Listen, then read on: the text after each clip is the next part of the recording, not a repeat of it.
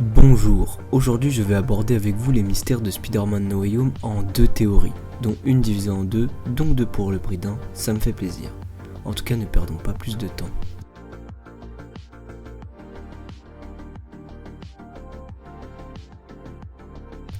Dans ce film, le Spider-Man de Sam Raimi et le Amazing Spider-Man de Sony ont fait leur apparition dans le MCU avec leurs méchants iconiques. Selon cette théorie, les trois Peter Parker auraient été oubliés suite au sortilège de Doctor Strange. Ce qui mène à penser cela, c'est le fait que dans le film, quand Doctor Strange émet une exception avec le sortilège, cela crée un cercle orange, comme on peut voir quand il ne voulait pas que MJ, Ned, Tante May et Happy oublient qu'il est Spider-Man. Cependant, à la fin du film, aucun cercle ne se crée, mais surtout, on semble oublier que la magie n'arrive pas à faire la distinction entre les trois Peter Parker. En effet, quand Ned a créé des portails pour trouver Peter Parker, il ne trouvera là que Andrew et Toby, ce qui montre là que le sort ne fait pas la distinction entre les Peter Parker. Il est aussi notable que quand le Peter Parker de Tom Holland demandera à être oublié, il dira « Et si les gens oubliaient qui est Peter Parker ?» et pas « Et si les gens m'oubliaient ?» laissant croire que les scénaristes veulent montrer que l'on ne parle pas d'un seul Peter ici. De plus, le film ne nous donne très peu d'informations sur les deux autres Peter, laissant croire qu'ils auront au moins tous deux droit à un film pour aborder le fait qu'ils aient été oubliés.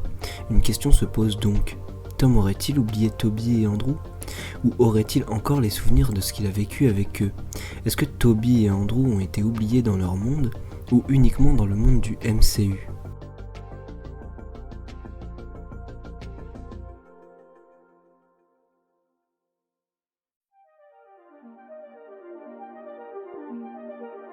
Plusieurs questions se posent après avoir vu Venom 2 ainsi que Spider-Man No Way Home, car en effet, le dieu de choc apparaîtra dans les scènes post-crédits des deux films, nous laissant sur une interrogation.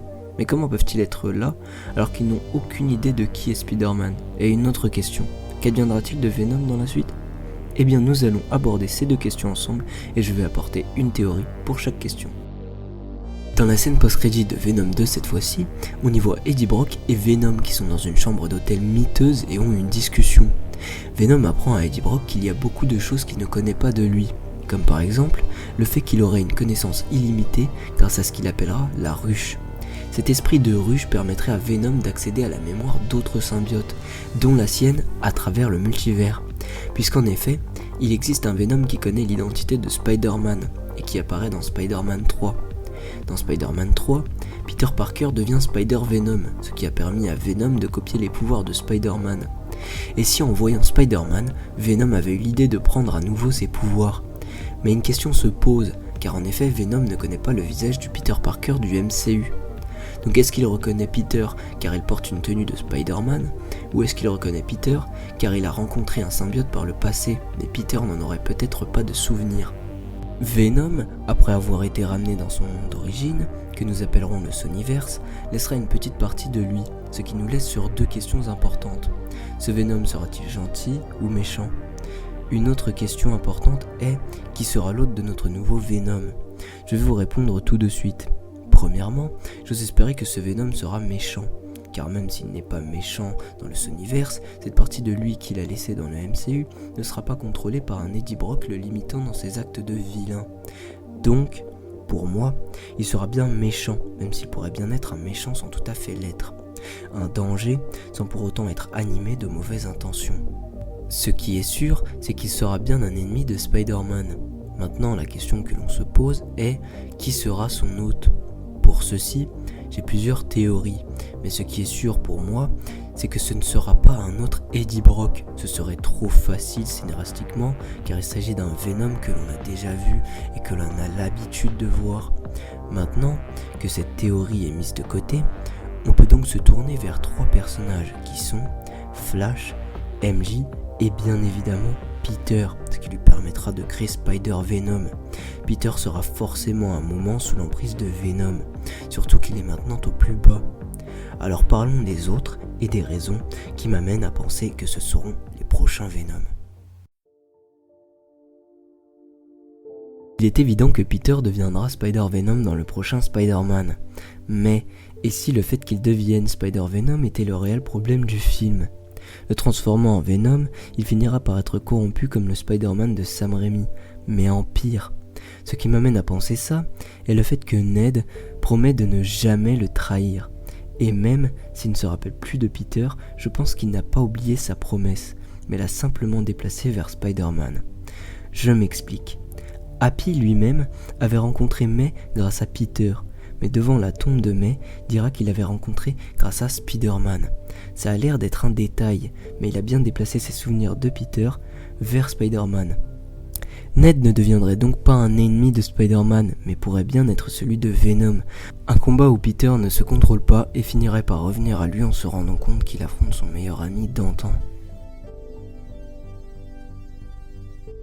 Flash est un choix très intéressant, car en effet, il a déjà été Venom dans les comics, mais il s'agissait là d'une version soldat surentraînée et très réfléchie. Or là, dans les films, Flash n'est pas quelqu'un qui a le physique pour se battre, et qui en plus est totalement égoïste, mais cela pourrait bien être fait exprès. Effectivement, nous n'avons pas un Venom complètement méchant ici, mais un Venom assez nuancé, ce qui pourrait permettre à Flash d'être donc plus mis en avant et développé par la suite. On aurait donc un Venom qui affronte Spider-Man et qui finit par être convaincu d'être une meilleure personne à la fin, pour enfin devenir Agent Venom. Cela pourrait donc ouvrir vers énormément de choses, mais permettrait aussi à Flash d'avoir le développement qu'il n'a pas pour l'instant. Oui, je sais, l'idée paraît complètement folle de mettre MJ en tant que Venom, et pourtant, il s'agit pour moi de l'idée la plus intéressante de toutes celles que j'ai développées dans cette vidéo, car cela pourrait créer un magnifique film dans lequel Spider-Man finit par devenir Spider-Venom, puis s'en séparerait pour le laisser à MJ. Spider-Man affronterait celle qu'il aime qui, elle, ne connaîtrait pas au début l'amour qu'elle lui porte. Cependant, MJ, grâce à la mémoire de Peter via Venom, pourrait à un moment récupérer ses souvenirs concernant Peter et ce qu'il représente à ses yeux. Cela pourrait donc créer un Venom assez bizarre, mais qui collerait tout à fait avec le personnage de MJ du MCU, qui est un peu plus sombre, intéressé par tout ce qui touche au bizarre ou au déroutant, et une MJ assez seule qui même au début est totalement isolée. Ce serait donc très intéressant pour l'histoire de notre Spidey du MCU de voir une MJ Venom. Et vous sinon, qui pensez-vous devenir le prochain Venom ? Pour ma part, la théorie qui me plaît le plus est celle de MJ Venom.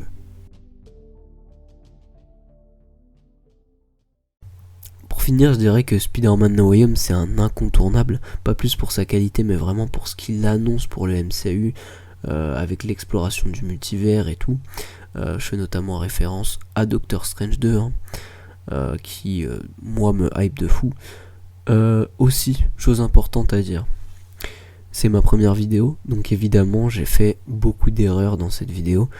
N'hésitez pas à me le dire, ça me permettra de m'améliorer dans le futur et de proposer du meilleur contenu. En tout cas, là c'est vraiment la fin, je vais vraiment vous laisser.